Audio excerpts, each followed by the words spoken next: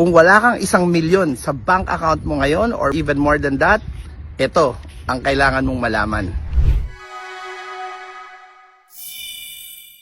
Hello mga ka-success, John Caleb here, Philippines #1 success coach, and we are recording dito sa Egypt. Luxor tayo, Luxor Temple, isa sa mga pinakasikat na places dito sa Egypt. And for our success tip of the day, siguro kung nagtataka ka bakit mailap ang pera papunta sa'yo, laging wala kang pera, or bakit hindi kaya pumapasok yung 1 million, 10 million, 20 million papunta sa'yo, meron tinatawag sa universe na law of forgiveness. No? This is one of the universal laws of prosperity, success, and abundance. Ang sinasabi ng law of forgiveness, pag may mga tao or mga sitwasyon na hindi pa rin natin napapatawad, hindi pa natin nare-release or nale-let go, ito ay nagiging trapped energy, ito ay nagiging balakid or harang, no? Nagiging money block natin to para dumaloy ang blessings papunta sa atin. So what you need to do if you want to attract, no, manifest millions instantly, napakadali lang. Balikan mo yung earliest childhood memories mo and try to ask yourself, meron bang mga sitwasyon or mga tao na tuwing naiisip ko pa rin ngayon or tuwing naalala ko ay sumasama pa rin yung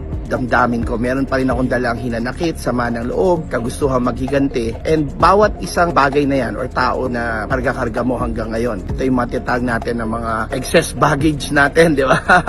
Ika nga, yan ang nagiging malaking money block mo. Kumbaga yung highway ng Panginoon papunta sa'yo para matanggap mo yung blessing, hindi makadaan doon sa highway kasi nga nahaharangan. Now, ang gawin mo dyan, I want you to get a piece of paper, sulat nyo, ano yung mga sitwasyon na naalala nyo or mga tao, lagay nyo yung mga pangalan. And then, bago ka matulog, close your eyes and imagine mo yung mga tao na yan, sitwasyon na yan, and just talk to them and tell them na realize mo na hindi pala nakakatulong sa'yo, na dalhin mo pa yung mga memories na yan or yung pakiramdam mo or emotions mo sa memories na yan, it's not serving you anymore, and that you are letting them go. Then genuinely forgive. Patawarin mo mula sa kaibuturan ng puso mo and surrender it to the universe. I-surrender mo na sa Panginoon. Let God clear this up. And pag ginawa mo yan, magugulat ka kung saan nang dadating ang blessing sa'yo. Now, bawat isang genuinely forgive mo, ang value niyan, pinakamaliit na sa experience ko after nung na-discover ko to, pinakamaliit na dyan. Let's say meron kang tao na hindi mo talaga napapatawad pa. Pag napatawad mo yan ngayong araw na to,